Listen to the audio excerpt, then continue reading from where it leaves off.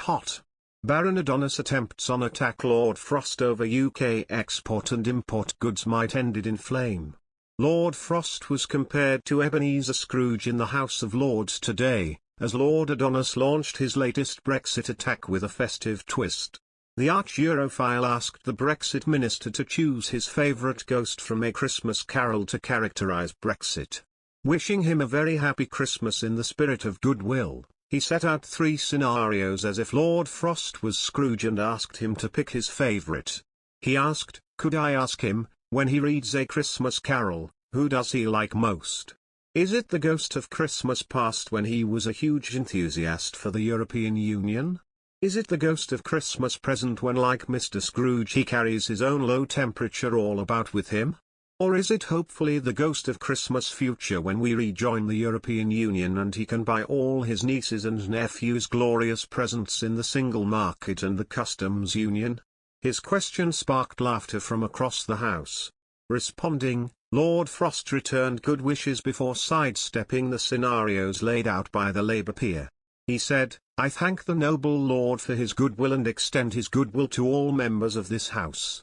I must say, if I'm forced to choose, a forced choice is Christmas future, because I believe our future outside the European Union is a great one. I must say, I've not noticed any difficulties in access to the products from the European Union, and our exports to the European Union are continuing well and I'm sure will prosper on that basis." Critics of the UK going it alone without the EU have repeatedly blamed Brexit for a drop in trade with the continent. In January there was a considerable drop-off in the number of imports and exports to the bloc. Exports have since bounced back to largely similar levels as when the UK was a member state. Imports are recovering more slowly, with ministers and officials highlighting the pandemic is continuing to have a large, negative impact.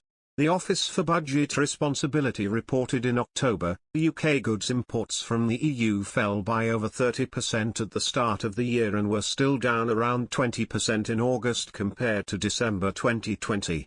While goods trade with the rest of the world experienced similarly sharp falls at the start of the pandemic, in August it had recovered to 7% below average 2019 levels, whereas total goods trade with the EU remained down 15%.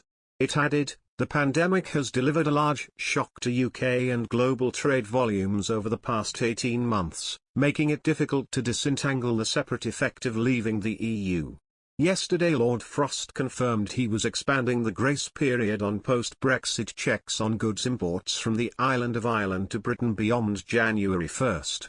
He said the decision would allow space for negotiations with the European Union.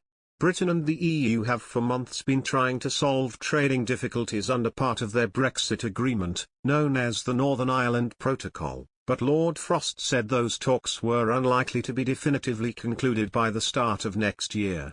In a written statement, he said, "The government believes that this pragmatic act of goodwill can help to maintain space for continued negotiations on the protocol." In other news, the UK has delayed the introduction of imminent trade checks on goods moving from the island of Ireland to Britain, as both sides sought to take the sting out of the rancorous talks over post-Brexit arrangements for Northern Ireland. The Brexit minister, David Frost, signalled his acceptance that the negotiations with the EU would continue into the new year, issuing a statement saying the checks due to come into force on the 1st of January would be postponed as an act of good faith. The government believes that this pragmatic act of goodwill can help to maintain space for continued negotiations on the protocol, Lord Frost said. It also ensures that traders in both Ireland and Northern Ireland are not faced with further uncertainty while the protocol arrangements themselves are still under discussion. Frost spoke to his European Commissioner counterpart, Maroš Šefčovič, on Wednesday and will speak again on Friday, with high expectation that the talks will be put on ice over the Christmas break. Earlier this year, it had appeared that Downing Street was willing to blow up the negotiations by unilaterally suspending the arrangements on Northern Ireland by triggering Article 16 of the deal. But there has been a softening of approach in recent weeks, raising hopes of a settlement on what has been the thorniest Brexit issue for the past 5 years. Under the tortuously negotiated protocol in the withdrawal agreement, Northern Ireland in effect stays in the EU's single market and a customs border is drawn down the Irish Sea. But both sides have agreed that consequences on trade between Britain and Northern Ireland have been heavy. On trade between